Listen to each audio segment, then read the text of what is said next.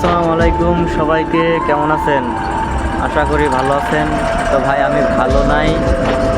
আজ 8 দিন হয়েছে গাড়িটা পার্কিংয়ে রাখছি, বুমরা থেকে লোড করব। আজ 8 দিনের ভিতরে লোড করতে পারি নাই। আমি এখন বর্তমানে আছি বুমরা পোর্টে। আপনারা যারা বুমরা থেকে বা যে কোনো পোর্ট থেকে লোড করবেন সবাই ভেবে চিন্তে লোড করবেন। আমার গাড়িটা ভাই 8 দিন বসা আছে, আমি লোড করতে পারি নাই। আজকেও ফিরে বাসায় যাচ্ছি। তো আমার ড্রাইভার এবং হেল্পার ভাইরা যারা আছেন, যারা পোর্ট থেকে লোড করবেন ভেবে চিন্তে লোড করবেন ভাই। পোর্টের অবস্থা খুবই খারাপ। দেখেন আমরা রাস্তায় বসে আছি, কোনো টিপ নাই, কিছু নাই।